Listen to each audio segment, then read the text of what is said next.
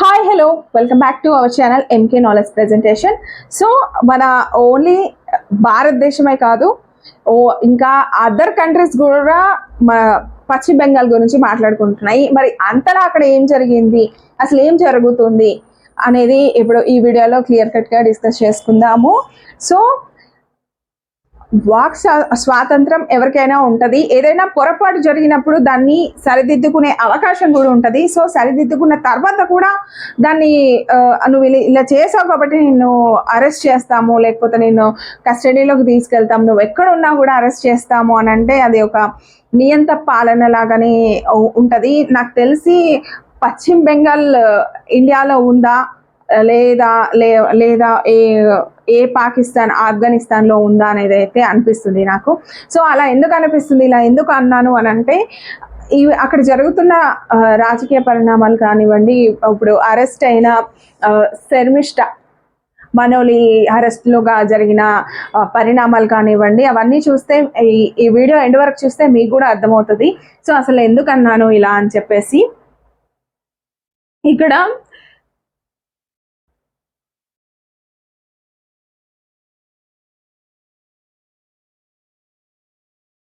Sharmishtha 22 years అమ్మాయి, పూణేలో.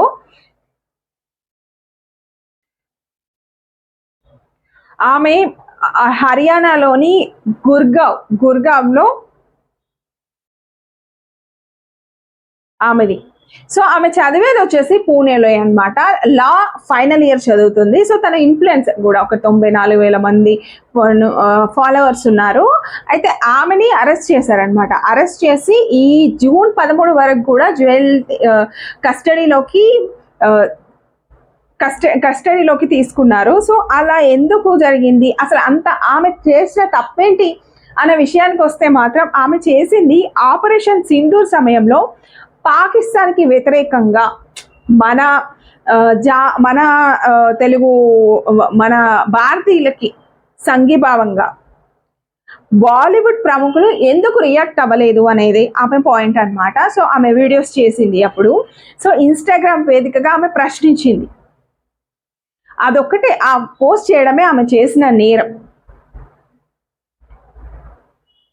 అయితే ఆ తర్వాత అందులో కొన్ని వర్డ్స్ హార్ష్గా ఉన్నాయన్నమాట. సో హార్ష్గా ఉన్నాయని చెప్పేసి ఆ పోస్ట్ని ఆమె వెంటనే డిలీట్ చేసేసింది. డిలీట్ చేసి మళ్ళీ సారీ చెప్తూ కూడా మళ్ళీ ఇంకొక వీడియో పోస్ట్ చేయడం జరిగింది. అది అక్కడితో అయిపోవాలి. సో కానీ అక్కడితో అయిపోనివ్వలేదన్నమాట. వాళ్ళు ఏంటంటే వీళ్ళకి చెప్తా, వాడి పేరు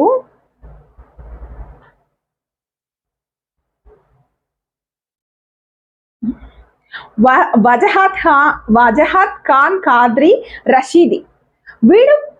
వీడు చాలా అంటే మన హిందూ దేవుళ్ళ పైన చాలా అంటే చాలా వల్గర్గా పోస్టులు పెట్టాడు. వాడి ఈ ట్విట్టర్లోకి వెళ్ళినా కానీ చూసినా కానీ ఇప్పుడు డిలీట్ చేస్తున్నాడు, ప్రైవేట్లో పెట్టేసుకున్నాడు. బట్ చాలా అంటే చాలా పోస్టులు చేశాడనమాట. సో అప్పుడు ఏ గవర్నమెంట్ కూడా రియాక్ట్ అవ్వలేదు.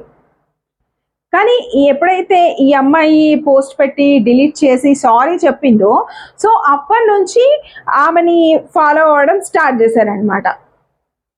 అతను కోల్కత్తా పోలీసులకి ఫిర్యాదు చేస్తే వాళ్ళు గుర్గావ్లో ఉన్న ఆమె శర్మిష్ఠా దగ్గరికి వెళ్ళి ఆమెను అరెస్ట్ చేశారు. అసలు బెంగాల్ పోలీసులకి ఏం సంబంధం అనేది నాకు ఇక్కడ అర్థం కాలేదు. ఎందుకు అనంటే ఆమె ఉండేది బెంగాల్లో కాదు. సో బెంగాల్తో సంబంధం లేదు. దేశభక్తి చూపించింది. సో అది వీళ్ళ ఏదైతే ఇప్పుడు మమతా గవర్నమెంట్ ఉందో అది తప్పైపోయింది అనమాట. సో ఈ విషయంలో ఆమెని అరెస్ట్ చేయడం కానీ, ఆమె అరెస్ట్ అయిన తర్వాత ఆమెని కస్టడీలోకి తీసుకునే ముందు కోర్టు నుంచి బయటకు వస్తుంటే సో శర్మిష్ఠా ఒక మాట అన్నారనమాట. సో ప్రజాస్వామ్యం అంటే ఇదేనా, ఇలాంటి ప్రజాస్వామ్యం భారతదేశంలో ఉంది అని చెప్పేసి కూడా అన్నారు ఆమెని వ్యాన్లోకి ఎక్కించేటప్పుడు. సో దేశం మొత్తమే కాదు, ప్రపంచం మొత్తం కూడా ఇప్పుడు పశ్చిమ బెంగాల్ మీదే ఉంది. అక్కడ ఉన్న గవర్నమెంట్ మీద చాలా అంటే చాలా తప్పుపడుతున్నారు. సో ముఖ్యంగా శర్మిష్ఠా విషయంలో చాలా తప్పుపడుతున్నారు. సో మరి అదే ఇప్పుడు చూసుకుంటే పశ్చిమ బెంగాల్ సీఎం మమతా బెనర్జీ గారు మన కుంభమేళ జరుగుతుంటే మృత్యుమేల్ అన్నారు. మృత్యుమేల్ అంటే ఇప్పుడు హిందూ దేవుని కూడా అవమానించినట్టే కదా. మరి అలాంటప్పుడు మరి అప్పుడు మమతాని కూడా అరెస్ట్ చేయాల్సిందే కదా. అంటే ఎవరు కంప్లైంట్ ఇవ్వరు కదా. సో దీనిపై మన తెలుగు స్టేట్ నుంచి మాత్రం AP deputy CM Pawan Kalyan react అయ్యారనమాట. ఆయన రెండు వైపులు చెప్పారు. సో ఆయన ఏదో నార్మల్గా ఈ మనోలికే సపోర్ట్ చేసి అలా చేయలేదు. ఆయన చెప్పారనమాట, I stand with Sharmishtha equal justice అంటూ 2 హ్యాష్ ట్యాగులు జోడించి తన సోషల్ మీడియా ఎక్స్ ఖాతాలో పోస్ట్ చేశాడు పవన్ కళ్యాణ్. సో ఎన్నికైనా మీ నాయకులు టీఎంసీ ఎంపీలు సనాతన ధర్మాన్ని అపహాస్యం చేసినప్పుడు లక్షలాది మందికి కలిగిన లోతైన తీవ్రమైన బాధ గురించి స్పందించము.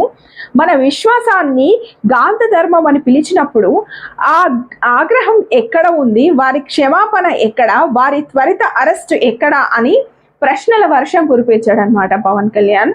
ఇంకా శర్మిష్ఠ అరెస్ట్పై బాలీవుడ్ కిక్కుమనడం ఇక్కడ కిక్కుమనడం లేదు. ఎందుకంటే వాళ్ళు హ్యాపీగా ఫీల్ అవుతున్నారేమో నాకు తెలిసి. ఎందుకంటే వాళ్ళు రియాక్ట్ అవ్వలేదు, అసలు సింగిల్ పోస్ట్ కూడా పెట్టలేదు అని చెప్పేసి తిను అడిగింది కదా.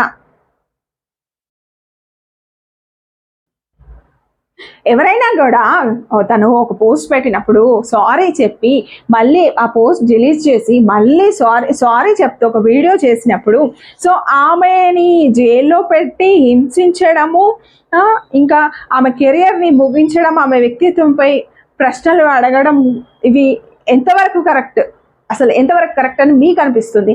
ఎవరికైనా దేవుడు అనే ఎవరి మతాన్ని ఇక్కడ కించపరచడం కాదు, ఎవరి దీన్ని కించపరచడం కాదు. బట్ కాకపోతే ఇప్పుడు అదే టీఎంసీలోనే చాలా మంది మన కాళీమాతను అవమానించిన వాళ్ళు ఉన్నారు. వాళ్ళపై కేసులు మాత్రమే నమోదైనాయి.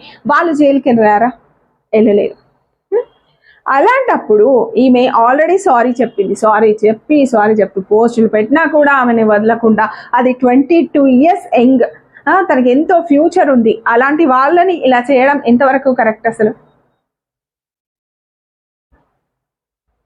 చాలా అంటే చాలా వరకు ఇక్కడ వ్యతిరేకత అయితే వస్తుంది. సో పశ్చిమ బెంగాల్లో జరుగుతున్న ఈ ఎస్పెషల్లీ ఇప్పటికైతే పవన్ ట్వీట్స్తో వార్నింగ్ కూడా ఇచ్చారు.